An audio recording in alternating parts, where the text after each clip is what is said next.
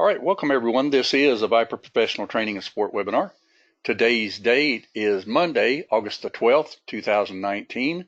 The title of tonight's webinar is Using Object Trader to Box in A to Z. And as everyone knows that's been to our webinars or our live trading room, everything that we say and do at Viper Trading Systems is for educational purposes only. Futures trading, Forex trading, any kind of financial instruments trading involves risk. Therefore, there's always risk of loss. You should only trade discretionary capital, and that is money that you can afford to lose. Nothing said in this webinar, other webinars we have, our live trading room, or anything else with Viper Trading Systems should ever be construed as trading or investment advice. And as always, everyone does trade at their own sole discretion. All right. So what I'm going to do first off is I'm going to start off. By the way, we have still occasionally, I know people, kind of forget certain things, but just remember, if you ever, don't get an email with the links to the room or something, if you're a member at Viper Trading Systems, these are always updated. You can always get the link. You don't have to worry about, Charles getting out an email to you the night before or something like that. This is the link to the room for all week long. This is the webinar that we're doing right now. This is the webinar on Thursday. This is the webinar on Saturday. Okay, so be sure and remember that, because, occasionally we'll get like an email that's too late, and, like I got an email after the room closed, and it was about the room, and, by then it was too late, obviously, but hopefully the person found their way into the room because they've been a member a long time. But sometimes you forget about this type of thing, it just kind of slips your mind. But we always put the links to everything right here on the website. Okay. Now, let me go over something else just real quick too, and this will just be a couple of minutes before we start on the rest of this. All right. I don't know if anybody has really looked into this little PDF. We wrote this quite a while ago. As a matter of fact, 2015, you can see the date right up in there, that we wrote this. But this will actually walk you through basically risk management, instrument selection, trend identification, basic trade setups, advanced trade setups, and explanation of all the indicators at the time, that is. We've got other indicators since this time, right? So I need to get this actually updated. I've been planning on doing all this in Ninja 8 once Ninja 8 comes out. But I think I'm going to grow a little older before it does. NinjaTrader continually changes things when they do any kind of update, and this last one that they did, they've messed up our horizontal line, which is the one that you see the little price change as you move the line, and just strictly this last time that they upgraded. But anyway, the programmer works with them and gets things solved. But let's go ahead and go into, of course, there's a little quick start manual too. Now, there's a couple of little JPEGs down here that I think everybody ought to pay a little bit of attention to also. I'm going to get these updated here pretty soon, because, for instance, if you go to this one right here, this JPEG right here, this actually tells you how to use the T and B buttons and what it means when it's long above, short outside, long outside, short outside, long inside, short inside. Tells you exactly what that all means, and then the same way on the B button. And we're going to talk about quite a bit of that tonight, because this region that we've got developed in Object Trader is really a good little tool, and you can use it to scale in, scale out, add in. You can use it to reverse a trade. You can do just anything you want to do with it. You can even auto trade it as it bounces around a support area, for instance. You could keep, adding contracts until you get to your max amount. But this little JPEG right here, be sure and study it. And then here's another one right here. This is actually, this is with that guidance lines that we have. But this tells you, what it means: long above, short, long above, top, short, outside, bottom, inside, inside, inside, outside, inside, outside. And the different types of trades that you can do, even with the ray. Okay, so those are also important. And let's see, there's one other one here, and that's sniper. We're not going to talk about it as much tonight, but it's exactly the same thing that I'm going to be talking about tonight on the region, because the region does this exact kind of trade. You can trade outside the box, inside the box, outside the box short, inside the box short, long inside, long even from the outside, short inside, and short outside. You can do all of that with Object Trader Region. And we're going to go over quite a bit of that tonight. Okay, because this is like A to Z on Object Trader. All right, and then obviously a person needs to know about the ebook that's right here. This will walk you through just exactly how to use Object Trader. These are little videos. You just hover over the V for Viper, and there's your little videos. And you can scroll down, and there's like 68 videos, so there's a bunch. Okay, we try to keep everybody trained. We don't want to make it, difficult to use it, but we also realize that there's a lot to it. And, just muscle memory is what it's all about. Okay, so let's go ahead and go to a chart. And I'm not going to be doing as much training on, what type of trade we're going to take and everything, but more how to box it in. Here's a chart right here, and this is basically about the time that I get up. Okay, right around 6 o'clock. This is pretty close to 6. Matter of fact, it is 6:03. All right, so, if you were deciding to take this trade, more than likely you would want to do what? Could you box it in? Well, sure you could. Even here you could box it in with the region feature, but I wouldn't let it go against me even a dime if I did. Okay. And I'll show you, how you can even do that. See where this little bar is right now? You could box it just like that. And I'll go ahead and put the strategy on. Now, what we're going to talk about tonight too is when using Object Trader, especially on any kind of an auto mode, you've got a max number of contracts in here that needs to be set at whatever you're willing to take a chance on. Okay. Well, you had your line 6 short here, Lewis, on your question. I would be looking possibly to box it in either way. Absolutely. But here's one thing that leads me to think it might go up, and I did trade this morning, is this low, higher low, and even the same low right here. So it's like they're trying to stair step it up. When they do that, they're more than likely going to go check, look to the left to trade the right. You see a swing there, and then look left again, you see a swing there. And that's pretty much, and even one right here too, like so. Okay. But let's go ahead and do the little box in. Now, is anybody not familiar with the way the max quantity works? Because with this max quantity, it will not let you get an extra contract. For instance, if you have this set on 3, no matter how many times you hit that buy button, it won't go above 3. Okay, if you want to set that for 10, just simply change it and right click and set it as your default, like that. Okay, now we're not going to do 10, we'll just leave it at 3. Okay, and so everything's set up that way. Let's see, since you touch base the strategy, how do you remove any old unused accounts from the strategy? You can't, Shibi. The only way, what Shibi's talking about here is if you click this down arrow right here and you got a bunch of accounts in here, you can't remove them even if they're inactive. What you have to actually do is you have to literally uninstall NinjaTrader from scratch, which means that, if you've got any third-party indicators or anything like that, you'd want to put them back on. But just uninstalling and putting it back on, those accounts will still be there.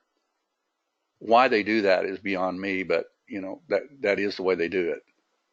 So, for instance, if you had like one up to give an example, and maybe you had to reset it, you would have that account showing up. You just have to look for the proper date. Okay, good question though.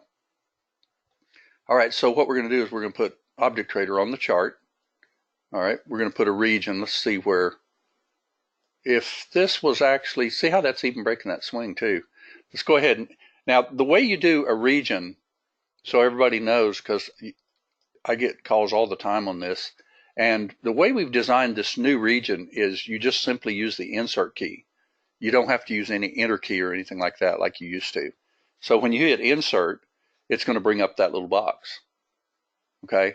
And once it brings up that little box, it is not active yet because these are not turned on. Okay. Now this may get a little repetitious for some people that use this every day. And I realize that, but you know, it's good training for people that have never seen it. And there's quite a few people that's the case. Okay. So anyway, if I wanted to buy this above, and let's say, for instance, I see a swing over here to the left and I want to sell this. If it happens to go below this, like this, then all I would have to do is turn both of those on. Okay. And set however many number of contracts that I want. Okay. And if you set it on close bar, just keep in mind that if this bar closed inside this box, which it looks like it would, see the 3 ticks of the bar, and if it went up one more tick, that would close inside here. So it would actually take another bar forming and closing all the way out here to ever trigger that trade. Okay. Now I know Charles likes really well, you know, more the closed type box. And that's absolutely fine. It's up to the individual what they want to do, you know, but if you want to get in this trade quicker, you want to use this feature, touch, because what this means is that long outside, short outside, 1 tick below or above, plus 1 confirmation tick, it will fire the order. Okay. And, you know, for instance, if it hits 1 tick above and then pops right back in the box, it's not going to fire your trade.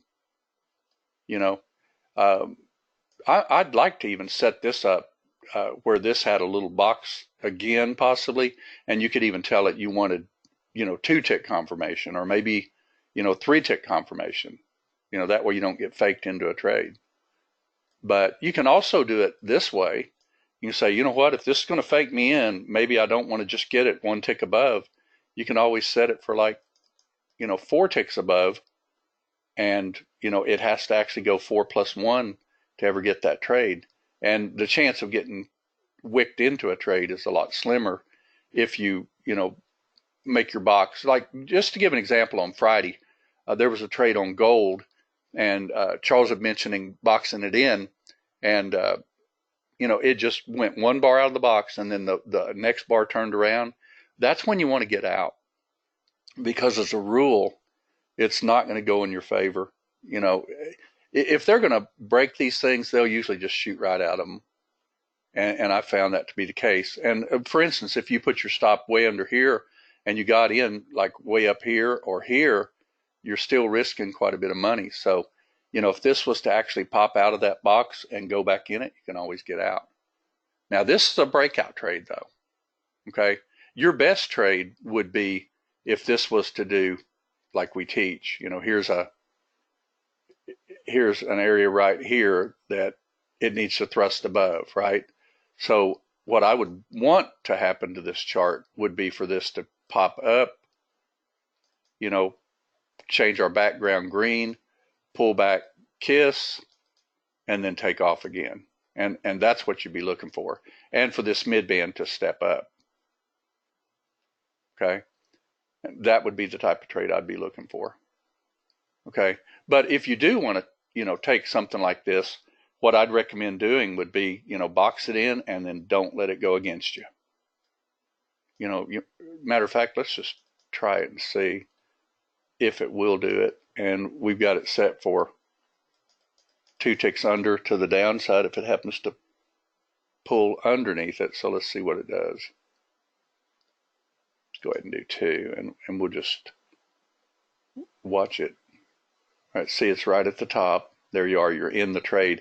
Now what I would do is pretty much put that stop right there like that, and you're risking still 8 ticks, by the way. Might even raise it a little bit like that. You're risking 6 now. See, it's coming back in the box a little bit. Is it going to get us? Well, it could. We'll see. See, anytime you do like 2, see how you're down already $80.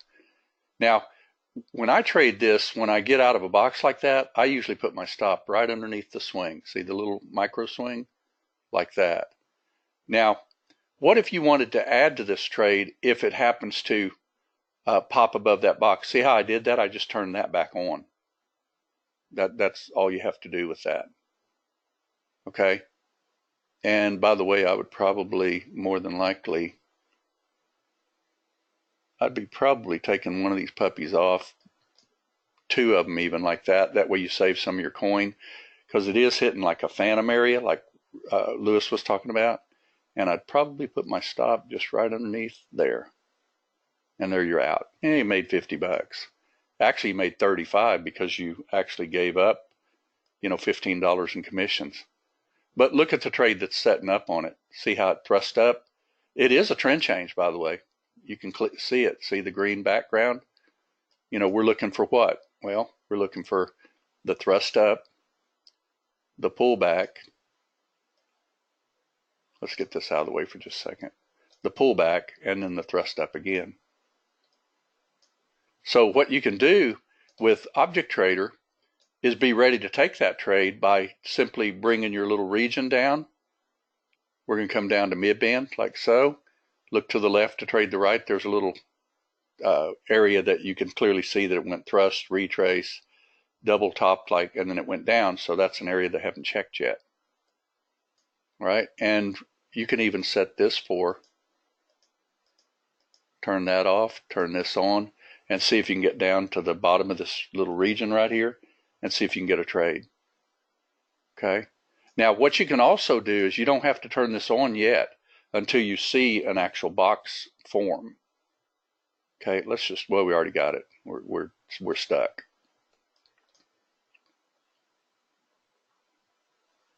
Let's see. Well, it could go as low as here. See it right there? It hadn't checked that either. And I would probably add one if it happens to bounce off that line. Something like that. See how you can move that box in real time like that? And then I would put my stop nice and tight just underneath there. Okay? See how you can utilize this little box like that? It's actually a pretty cool little tool that you can add to a trade. I can even scale out of a trade. To give an example, if this was to decide to pull back at all, I could actually do say if I wanted to take one off, if it goes back inside that box, if it goes up here and then rolls back over, I could even take one off if I want to. Should have done it right here because it's actually pulling back now. Is it going to get us? It might. It got us. All right.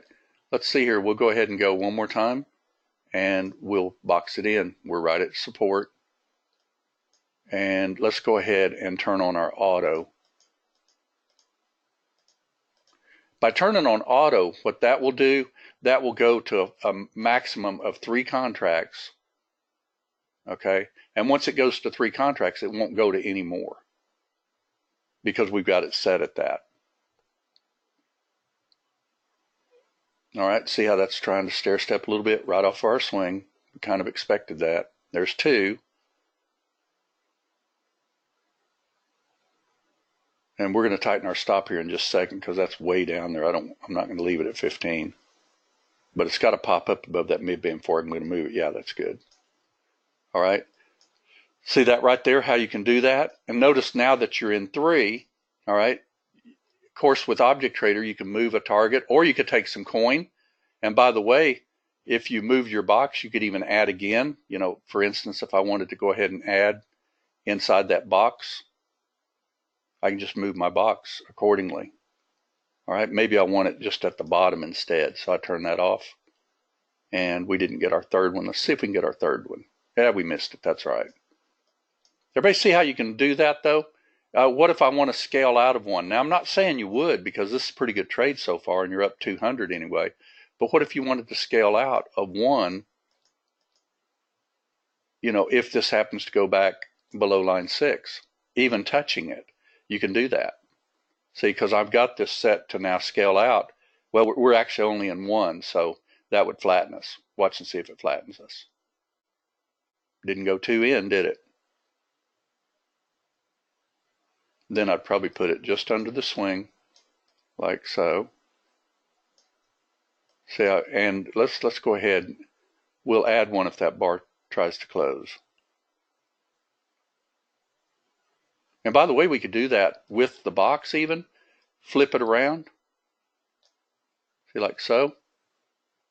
And then we just do this, turn that on. And if this does within 2 ticks of the top of that, you just simply add in contracts to it.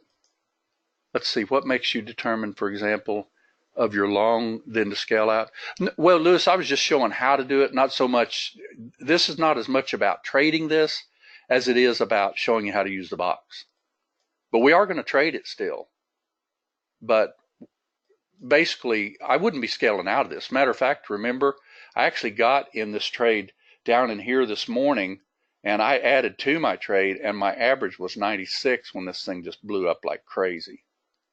Okay, so I'm not one for really scaling out until you start getting, for instance, lightning, changing direction or something like that. But what I'm trying to do is show a person how, if they want to, you can, scale into these, scale out, and things like that.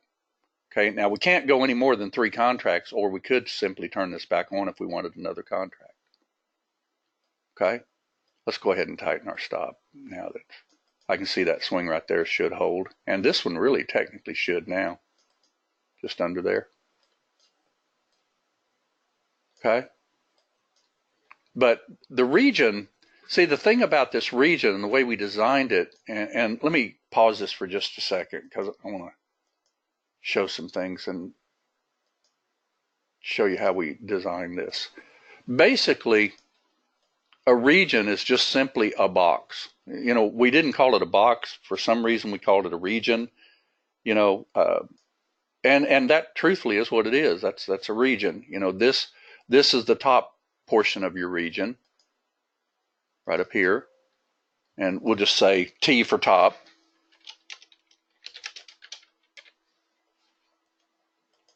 And that's kind of small, so we'll beef it up a little bit. Let's do it on about 18. That's a little big, but that's okay. All right, and then I'm going to copy this and then paste it so that we can be B for bottom. So it'll be the same size, B for bottom. And let's go ahead and change the colors of them real quick too. That way you'll know which one's which. But keep in mind the color doesn't have to be short out of the bottom. And it doesn't have to be long out of the top either. Because the way we design this thing is you can utilize that box any way you want to. Okay, now normally you're going to be, as a rule, the default for Object Trader is, long out of the top, short out of the bottom when you're drawing a box. But see, you can change it to long inside, you can change it to long outside, you can change it to any one of these. Let's take this off. You can be short inside, you can be short outside like that, you can be long inside, long outside. Any way you want this, these can be done on the fly. Okay, and to me that's really powerful because I don't just use this little box as a long outside, short outside type of a box. For instance, if I saw this support where I draw my lines in the room, I might box this in where I'm actually getting one at the line, right where the swing is, and then add another one or two as it pops out of the top. Or I might even add one if it happens to hit it, comes back, hits it again, and maybe add, because you can turn on that auto feature to do that. Let's see. I personally think it's great that you go over things regardless of how much time. You always learn something different. Okay. Yeah. And basically, the whole thing is that when you look at this thing, like I say, it's not just a black box. The default is this, long outside, short outside. And that means long outside, short outside. But that's not the way you have to do the box if you don't want to. Because it's designed, to be both ways. I like to put a box, for instance, where a support area is, and if it bounces off of it, I'm in. You don't have to wait for a big old box. For instance, at the time, isn't this kind of the box? You're thrusting down, you retrace, you've got your wick candle, comes down a little bit, and then it breaks up. But is that the best entry, or is this the best entry? So by doing that, you can actually utilize the bottom of the box with a long. Now, when it says long inside, what that actually means is that if this is inside the bottom of this box by 2 ticks, which would be 53.77, that this would actually look to fire that as soon as it goes back the right direction and fires it. See, like this bar went down, so it would have never fired it. Now this bar would have fired it. See here, that wick, that would have fired it. Okay, this bar wouldn't have fired it right here because it's going down, but this bar would have fired it right here, or at least this bar here, because it's got to go 2 ticks above the bottom of the box. Okay, and the reason we put an auto feature on it was simply because there's a lot of people that want to go ahead and get in to all of their contracts as long as you don't have your max set too high. I personally don't like to do over 3 on oil and 4 or so on an equity. So to do that, you can actually, just set one for equities and one for your oil chart, or you can just do a maximum of 3 and just stay with it set that way. But I'll show you something that can be deadly if you do it different. Let me kill this and I'll show you something. You want to be real careful with your max contracts, because no matter how many contracts you put in here, let's say if I did 10 to give an example, okay, and let's say that I did this on bar close instead. We're going to just do this just to show the auto feature on it. Okay, this will fire a trade every single time a bar closes up. And it'll do it until it maxes out 10 contracts. See, there's 1. Let's go ahead and get this out of the way. I'm gonna just let this thing fire. There's 2. There's 3. There's 4. There's 5. See what I mean? That just totally stays on auto. Okay, now in this particular instance, that was pretty good, but that could hurt you. Okay, so you got 7 in right now, so obviously you'd want to put a really pretty tight stop. Okay, and keep in mind that if you ever were in a bunch of contracts, you can also use that region to scale out too. Okay, for instance, I would not be riding 10 with a 10 or 15 tick pullback. It'd evaporate all that coin. Okay, but see what I was talking about the auto feature of it? That will just continue firing. Now, it won't fire now because it's already up to 10. So if it hits a target, like, well, it didn't hit it. Let's see if it'll hit one.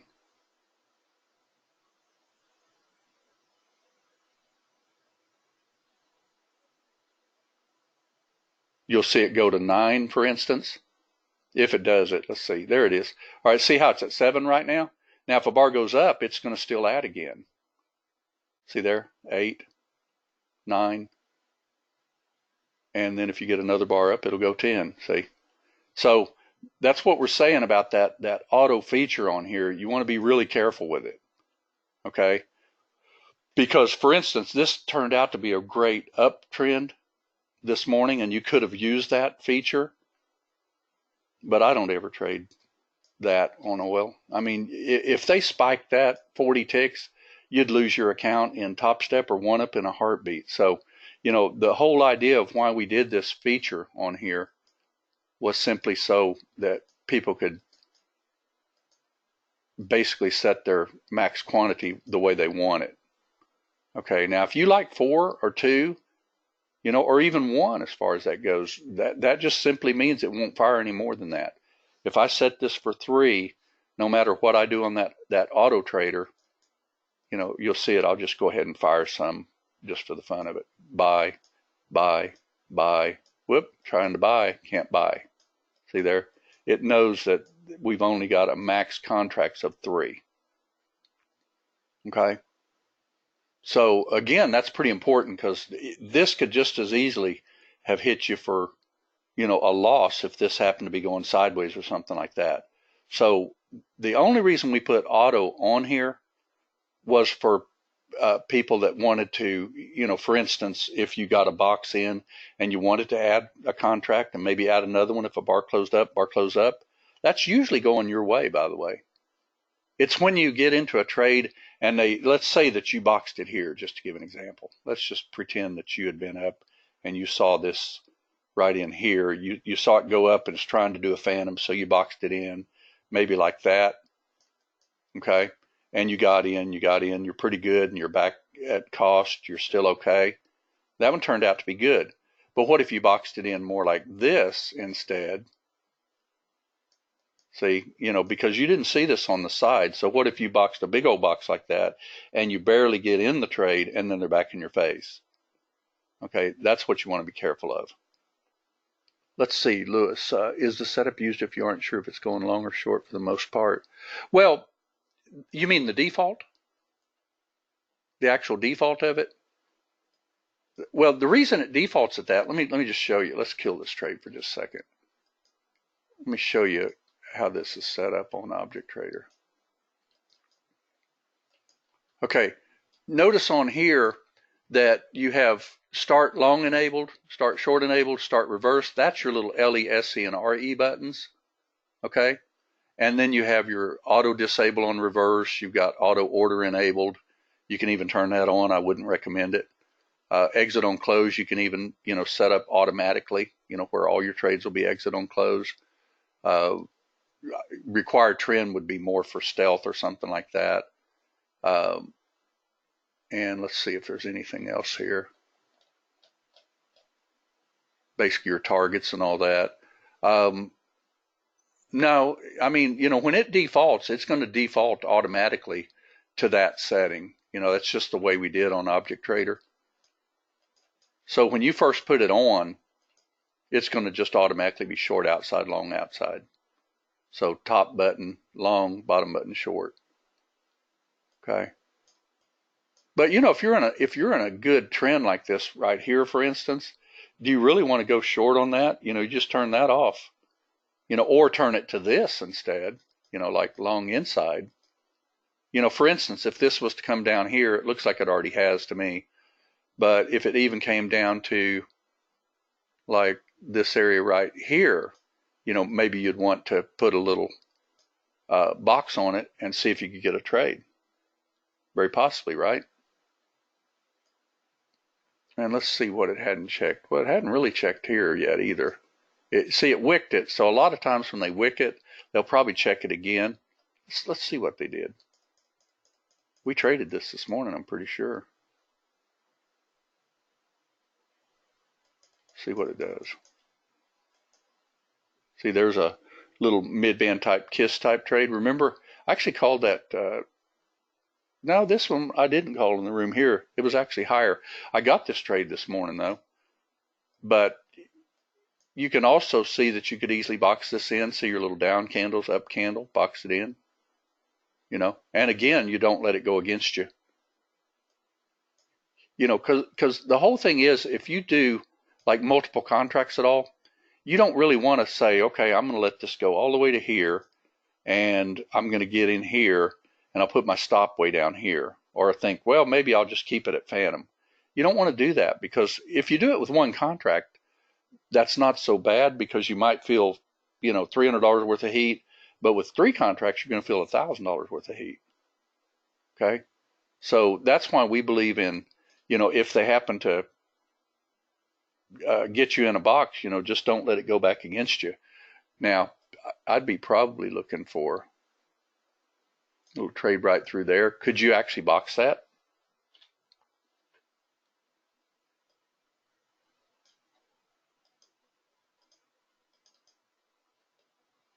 Let's see if this works.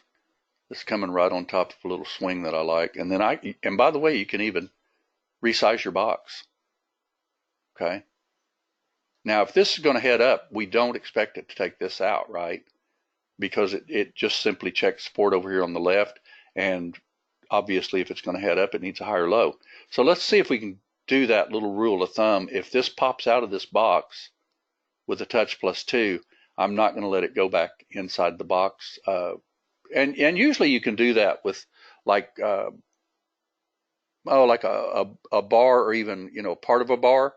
Because if this is going to pop up like I'm expecting it to, then I'm not going to let it go against me. Okay, let's see what that did. I'm just curious.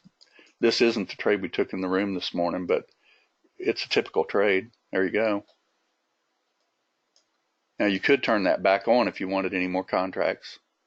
Or if you want to, you can actually even chase this like that. And if it happens to go through the top, you can always add one too. That's scaling in. See how it did at the bottom? Scale in again if you want to. See, just like that. Now notice that that trade didn't go against us, so that turned out to be a really, really decent trade. And the way we diagnosed it was just the way we teach. See your thrust, retrace thrust? Right here is the swing that they were checking, and you can always look to the left to see it. And that's when we had our box down there. Okay, let's see. Any questions on this so far?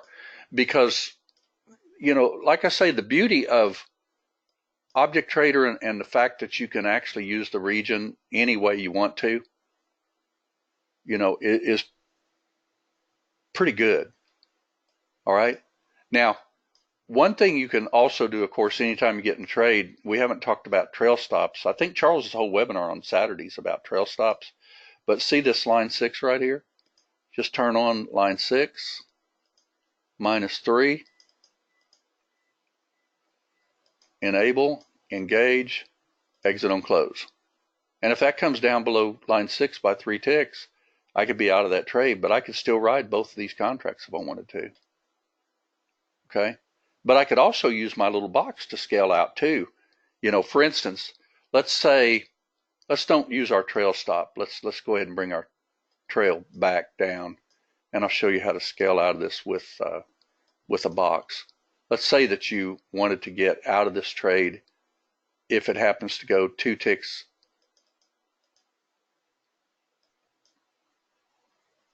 See where that little swing is right there? And notice that it's not doing it, so I could do it here again, so I can move it. And if it happens to come below that swing by 2 ticks, I could scale out of one.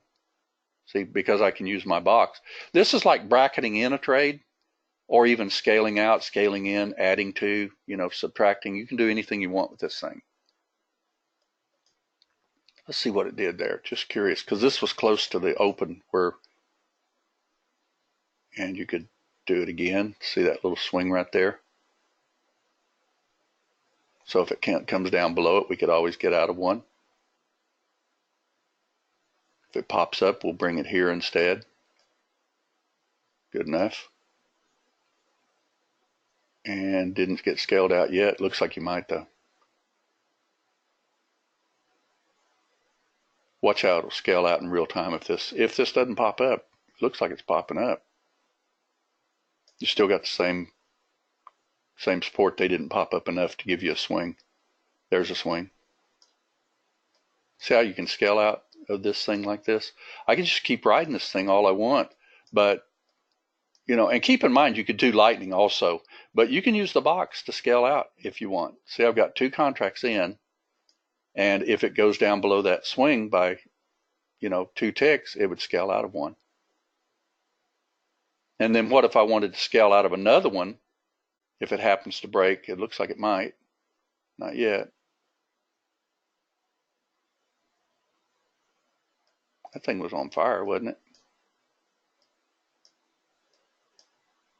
See if we get another little swing. Yep, they might take it. Now I'd put my swing right there.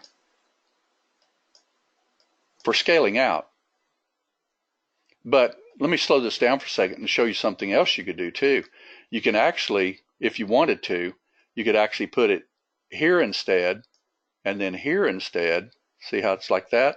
And what if I wanted to get out of both of those, if it happens to come back inside that box, and even my second one if it comes out the other side of the box? You can do that also. Okay? So, the way we designed this box is, and this is a live movable box. In the past, when we first developed Object Trader, you had to hit insert to put it on the chart, then you had to hit enter to activate it. you don't have to do that anymore. The moment you hit insert, it's an active box, and it'll do whatever you tell it to do up here. And you can tell it to do anything you want it to do. Okay. Now, I would probably more than likely stick with this trade, because remember, I actually stayed with this trade this morning from 96. And if you get like a mid-band trade, to give an example, you can always add back to it, you know, if you wanted to scale out at line 6. So you can even move your box like that even. See how I'm right at line 6 with a short inside? That means that it would actually take one contract off by going inside that box. That's how neat this little region is. See, there's a lot more to it, you know, that really allows you to do things that you've probably never been able to do with Chart Trader by any means. And, you know, this was developed purposely this way. When we first got together, Charles and I, talking about a, quote, object trader, literally what we wanted and we actually got from our programmer was simply drawing a box and taking a close above or a close below. That was it. That's all it would do. And I got to looking at it and saying, you know what? I want it to do more than that. What if we wanted to take an outside trade? If it happens to bop above that box, could we do that?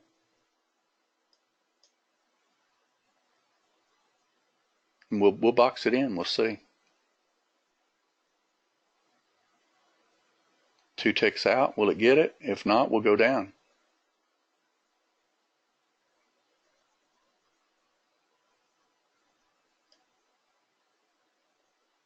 You can move your box dynamically on the chart. See what I'm doing here? I'm looking for this thing. Now, granted, it could go all the way down to Phantom and I'd never get in the trade. But what I'm doing is I'm trying to get it to where it's going to finally light on some support somewhere, and we'll box it in accordingly if it does light at support. And I can even add, if I want to, up to the maximum number of contracts that I want to take. So see, if that does go 2 ticks above, it'll fire 2 contracts. But if I wanted to, I could change that to 1 before it ever fires. This is all on the fly stuff. Now, obviously, we wouldn't have our stop way down here. I'd probably put my stop somewhere just under here with 1 contract.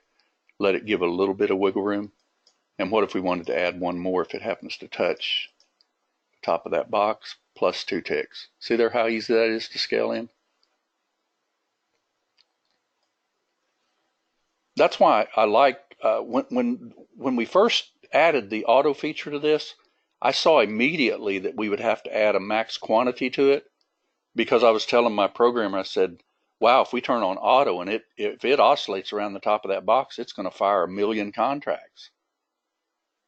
And that's exactly what it could have done. Not 1 million, obviously, but you know, you could have oscillated around a box on auto and it would have just kept fire, fire, fire, fire.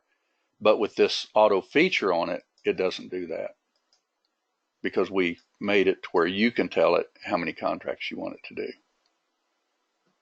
Okay? Pretty neat little tool. You know, I know when Charles talks in webinars like on Thursday night, to give an example, he's pretty much looking at, you know, just the average box.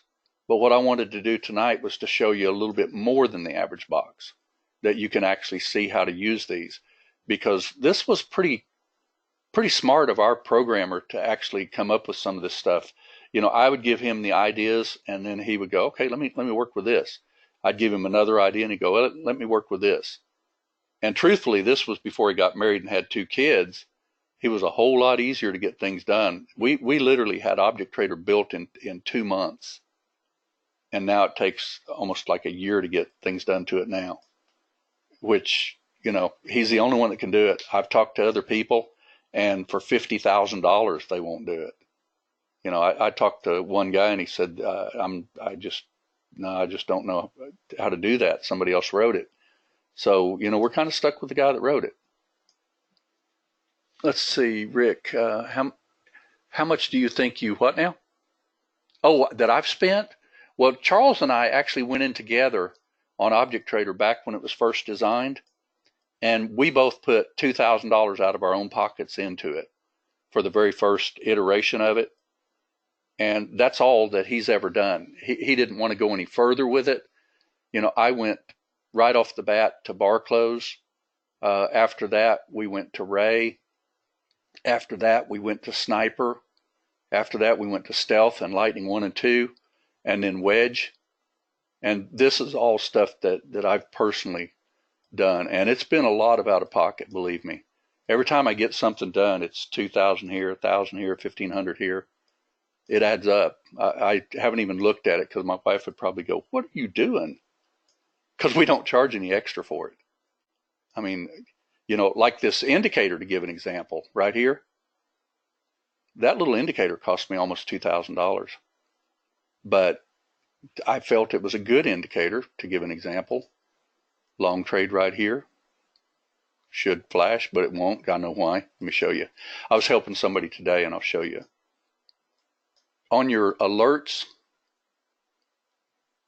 where'd my alert go? There it is. On the alerts, you can actually set this. See, this was back, well, no, that should actually flash right there, shouldn't it? Let's see, 480 minutes, valid signal. Let's see, just real quick. Maybe I didn't stop moving my cursor, because if you move your cursor, it won't do it either. So let's try it. No moving cursor. That's definitely a mid-band trade. Unless that was a shotgun of some kind. Oh, there it is. There it is. It was lighting. It was lighting. I just didn't see it. See that little bar right there? That's telling you that that's a mid-band trade. Now, this one actually went outside of the shadowed area, so it's not lighting that one. See how this is lighting here? This one doesn't. These two don't. These will. See here? That's so that you can really, get on your charts and really get in some of these trades. But I felt this was important enough because people had asked us for it. So I decided to spend the money. But, by doing that, it's my indicator. I mean, it's encrypted and everything. Every dime that was paid on it was me that spent it. And this Ninja 8, by the way, that's costing a lot. The Object Trader in Ninja 8 is going to run me easily $10,000 out of pocket. But, to me, it's worth it because we've got traders all over the world. And by giving them tools and not charging them extra for it, you don't have any reason to go to any other vendor because we'll pay the money for it and then let people utilize it. And by the way, these are good tools. All right. But that was a good question. But I shudder to think what I actually have spent on it all. I'll have to add it up one of these days from 4 years ago. I know it's got to be 40, 50,000. It's got to be. Nothing like Windows or something like that, obviously, millions of dollars or anything like that. But this little tool right here is a whole bunch of lines of code. I mean, it's a bunch. Let's see, if a target has multiple contracts, is there a way to split them? No, well, there actually is a little bit, Ed. I'll show you something that you can actually do. This is going to probably be revamped when we get into Ninja 8 because this was kind of the first type stuff that we did to this thing. But let's say that you wanted to do 10 ticks on 2 contracts. Oops, sorry. I'm going to pause this for just a minute. Let's say you wanted to do 10 ticks on 2 contracts and do a runner, and you did 3 contracts. Let's say you wanted to do a runner at, say, 40 to give an example. If you turn on these targets right here and you do 3 contracts, that's going to actually fire those. So you got 2 of them on that one, see there? Because they're both at 10. Well, that one's at 12. Sorry about that. And you see what I'm getting at? I moved that one, though, but it was at 10. See there? So that would give you, for instance, 2 10s and a 40. And you could even do a trigger of 10 for break even if you wanted before it actually does it. 10 ticks. But in the future, I want to actually be able to do something like this.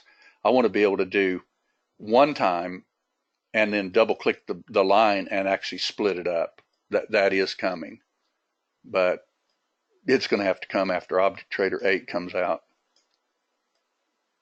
Okay, but yeah, that's definitely a good question. I personally still like to do this type, features and everything, and I use ObjectTrader every single day. Does everybody use it? Probably not, because there's some things to it, and you got to get used to, the way it trades and, the targets and everything else. You got to understand that they roll over. For instance, let me show something here real quick. We're not going to care about the trades as much. I just want to show you some things. Let's say that you did 5 contracts for your total. All right, I'm going to do 5 instead. All right, and if I do 1, 2, you'll notice that, see, that's on your, probably on your first 10. Let's see, we didn't get the second contract, did we? I think I know why too, because I paused it. That's all right, let's kill it. But what you do, for instance, if you do like 5 contracts, to give an example, it rolls over. So if I did 5 all at once, like this will go 1 contract here, 1 contract here, 1 contract here, 1 contract here, roll over, and 1 more contract here. Now, if I turned off a target, it would do 1, 1, 1, 1, 1. So you'd have still your same 5 contracts. If you did it on 2, it would do 1, 2, 3, 4, 5. So you'd have 3 and 2. Okay, that's the way that does. It rolls over. And at the time, that seemed to be a really good way to do it. I do want to add it in the future, though, where you'll be able to actually, split up lines and things like that. And that's definitely doable. Let's see, is there a webinar on the correct use of ObjectTrader alert? I'm still not sure on the correct interpretation, when to get it out of its continuance, etc. You're talking about like how long to have it flash or how to use it? Because I did do webinars on the alert. Let me show you where they're at. Bear with me a second. Does everybody know when you go into the members area that you can find webinars depending on who your browser is, because they've all got find features on them? Let me show you what I'm talking about, because this is a pretty good thing to use. I use it all the time. When people ask me, when did you do a webinar on so-and-so? All right, let's go to the member area and I'll show you. But let's say that you wanted Lewis to go to an alert webinar. Well, rather than scrolling down through all of this, I mean, why would anybody want to do that? So what you can actually do instead is go to this little, this is on Mozilla. So on this one, see, your find feature is right here. All right, so find in this page, notice down here, and if I type in alert, it shows that I have 1 of 5 matches. Okay, and it'll highlight them, so you just scroll down until you see a highlighted one. There's a highlighted one. See there? That's the first one that I did on alerts. And then there's another one right here. Why didn't it highlight it? Not sure. Oh, well, no, it should have actually, shouldn't it? Because that says alerts. So it should have highlighted it. Unless you have to go on Mozilla to the next one. Maybe you do. See, 4 and 5. There's 3. There's 5 of 5. 1. 2 of 5. So see how it highlights them?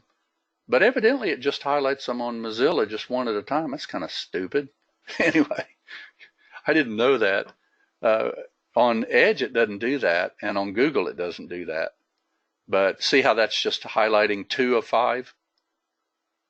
So I guess if you go to the next one, then it'll highlight it. See there? So it's evidently not doing them all at once, where some of the browsers do that. Okay, let's see. When you see flashing bars, it confuses me on how to correctly interpret it. I hope I'm clear. Well, Lewis, on that, basically what you're looking for, when you see the flashing bars, this is not a magic formula just to jump in. This is just saying, hey, I'm a mid-band trade. You might want to box me in. Okay. So, for instance, was this a mid-band trade over here? And if you draw on your chart, I like to look and see where it's been, always on the left. So see right there, you can pretty much see that you had a swing that they hadn't touched yet. So they're going to check it more than likely. And see, that's exactly what they did. So, you can box in, but you also have to use the logic that we always do when we trade. For instance, if you got in this one, let's say that you would have boxed it here and this went candle down, candle up, so you box it, right? And it never closed outside. It didn't even do 2 ticks outside. So then as it goes down again, you're going down, down, up, box it again. And you're pretty much in on that bar right there, or this bar here, possibly. As it pops through it, it would fire it. Okay. So it's just a way to actually lock it in and, decide that that's the type of trade you want. For instance, over here, let me see if I can find, those aren't phantoms.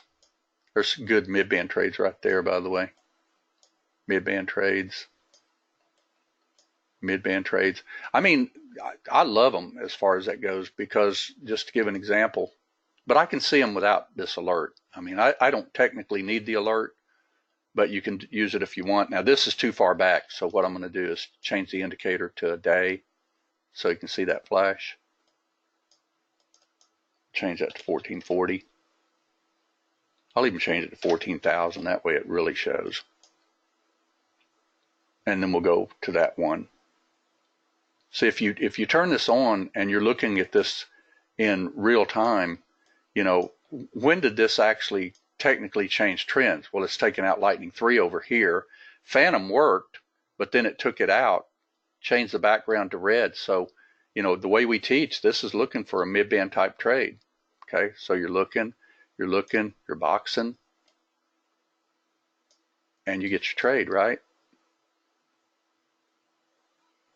See there? Just box it in. And that's what those mid-bands. Now, will every single one of them work? No, but if you do the rule of thumb that we like to use, I don't like to get sideways on a trade. That's why I personally don't like to ever trade when the market's really flipping around, because you can get hurt fairly quickly. But for instance, if you box this in like right through here where those candles were, did you really get hurt on that trade? No, not really at all.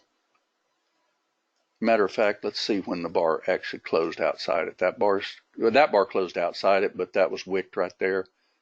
So let's see, bar up, bar up, bar up, bar up. You didn't close outside this thing until right here on that bar. Now, it might have possibly fired here. Mine would have, because, I would have been in touch +2. So I would have probably fired. But by the way, you don't even have to wait for this bigger box like this. If you saw it up here in this area, and you want to take the trade when it takes out line 5, or pardon me, line 3, put your stop above it. You could be in the trade literally when it, let me get this box out of the way. This is pretty much a mid-band type trade, and as soon as it takes out that line 3, it's pretty much heading back down, and you could put your stop just above mid-band, to give an example, and you'd be in better than if you boxed it a lot looser. Okay, safer trade, but that's not a bad trade either. Okay, to literally get in it just as soon as you see it breaking that line 3. And then put your stop in. Let's see, is there a special instructional web just for understanding alerts? You understand how to trade. I realize that. Well, the alerts, that's what I was showing there just a minute ago, Lewis, is if you look at this, There's 5 webinars on the alerts, and this goes through every detail on the alerts. And we even added some features to it also on the new alert, which everybody's got. If you go to your indicator to alert, we've added the feature of signal valid time. See, I had to turn that on because that was way back 8 hours ago or more. So you tell it how many minutes you want it to be on. Now, you don't need 14,000 minutes because that's like, what, 10 days? Yeah, that's right at 10 days, isn't it? So you don't need that. What a lot of people do is just put it on there for like maybe, 30 minutes, but you won't be able to see any in the past if you do that. Okay. But it'll also help your computer speed too, because flashing bars do take memory. Yeah, so the first one is the complete detail. Yeah, except at the time we didn't have some of these features on it. And when we added these features, technically all it did was, you got your signal valid flash bar time, you got your signal valid text time, which is this one that's over here in the corner, and then you've got your valid audio time in minutes. And then you've got your audio frequency, if you happen to use audio, of how many times you want to hear that stupid alert. Okay, because you can actually enable. I have not personally used sound. I don't know why I paid for it, actually. I thought at first we might want that, but I don't use it. Okay. So what does everybody think? It's a pretty cool tool. If you utilize it to trade each and every day, you'll be pretty amazed at how good it can be. If let's say, for instance, that let's see what this did. I'm going to see if it'll thrust up.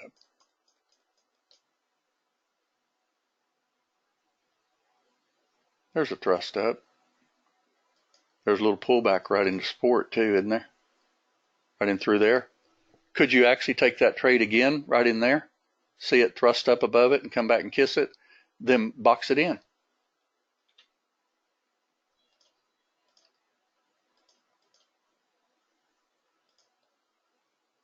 Not 5 contracts, obviously. There we go. And just like that. See why I picked this trade right here, though? Matter of fact, I'm pretty sure this is where Charles got in this morning, because he was looking at my line that I had drawn on the chart, and see, it bounced right off the predictor, so I would probably already be in the trade, because it bounced right off the predictor. But if you utilize something like this, realize you got to put your stop under here. Okay. See, that went ahead and fired. And what it was doing, it was trying to check right there. So you can definitely use these boxes. You can even add to them if you want to. You can move the little box to even add a trade if you want to, just by simply moving the box. It's a pretty cool featured little tool. Okay. I think this pretty much explained region, by the way. And again, keep in mind, there's a T, top of the region, bottom of the region. You can do anything you want with that region. Long out, long inside, long outside even, short inside, short outside, same thing on the top button. These are just toggle switches, and you can even inactivate them too if you don't want to use anything on them. Usually what you'll do is just inactivate one of them. Make one of them inactive. All right. I try to take my webinars a little bit more into the training of the tools quite a bit, because we train continually on how to take these trades. And if a person was in the room this morning, just to go over this trade was called live in the room this morning. Everybody remember that? And that was a monster trade. And how did we do that? With boxing it in. Let's see, what is the object type you have most used, region, bar close, etc.? Shibi.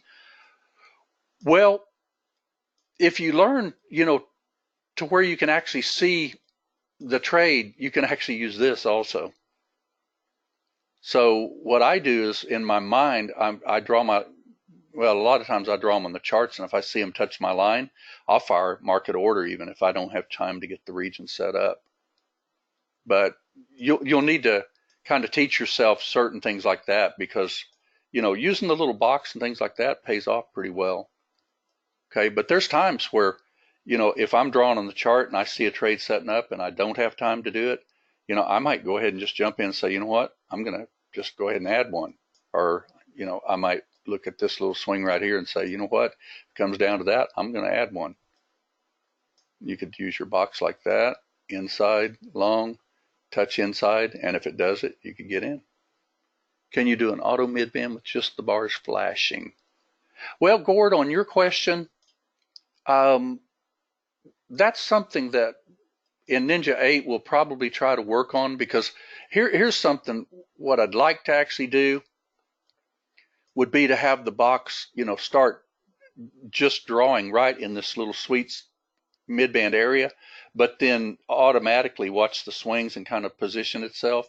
That's something that I've got in mind. I do want to do that.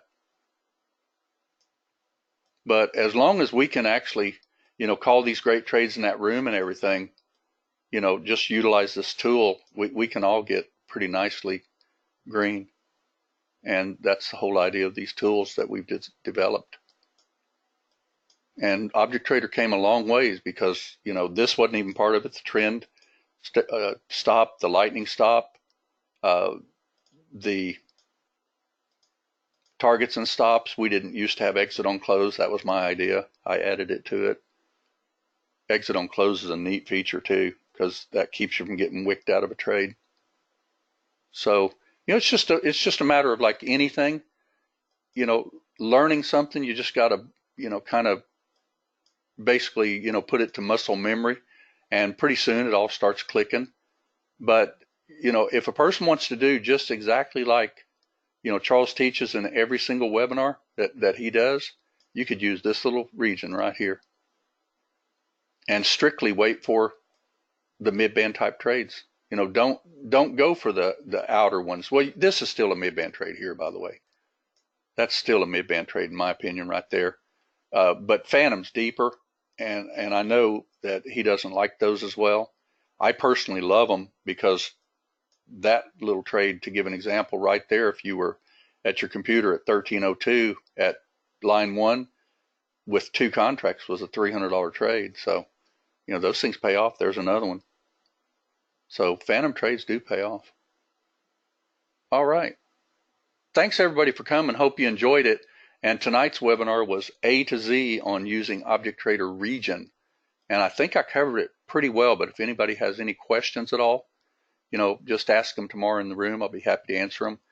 And remember, if you ever turn on this little auto feature here, it'll tell you that you're auto trading. So be careful, and always make sure that you've checked, that you weren't trading in sim and you turned this thing up to, like, to give an example, what if you set this for like 15 contracts and you were playing in sim and you forgot it and traded your live account? It'd go all the way to 15 contracts. So always make sure, if you're playing around, put everything back to where it was, that you really trade. And I don't recommend doing this anyway, because truthfully, 15 contracts, unless you've got a deep stop, like you're willing to really go down before you go up, I wouldn't trade 15 contracts for all the tea in the world as far as that goes. Start to say something politically incorrect. Everybody see what I mean? You just, utilize the tools.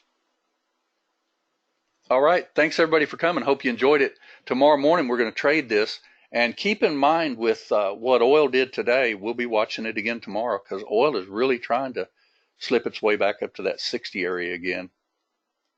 Okay? Yeah, there you go, Lewis. Yeah, sometimes, you just want to stay not being politically incorrect. What would it cost me to get an EMA or a multiple EMA, all types to take a trader, modified sniper? Well, Kenneth, on your question there, one of the things that I definitely want to add to Object Trader, stealth, I want to actually add the ability to change stealth to like a multiple stealth, and even change it on the fly. That was one of the things I had in mind quite a while ago. And that would give you quite a bit of what you're looking for. All right.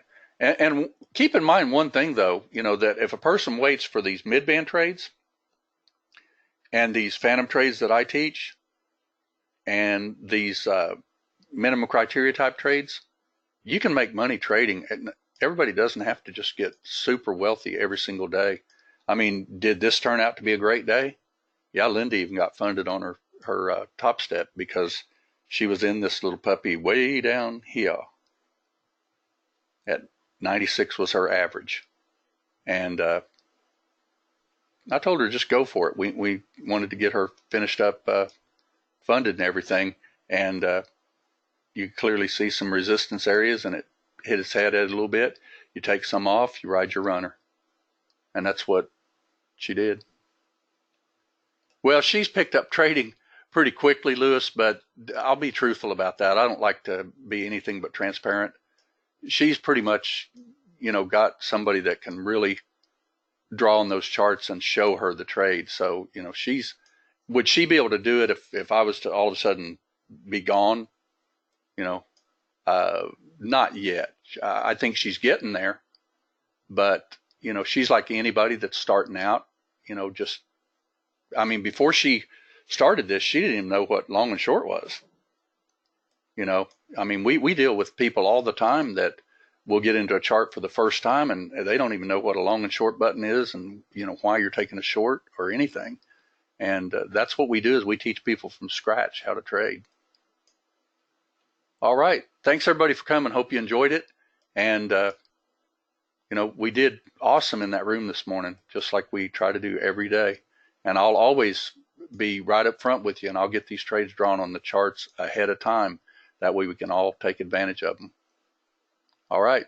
Because there's no good in, seeing a trade after it's already gone up 50 ticks.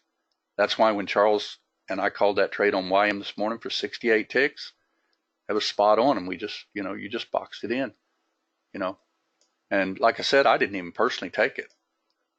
I got nicely green way down here with mine, and then Linda did hers. All right. Thanks again, everybody. Have a great evening. Good night.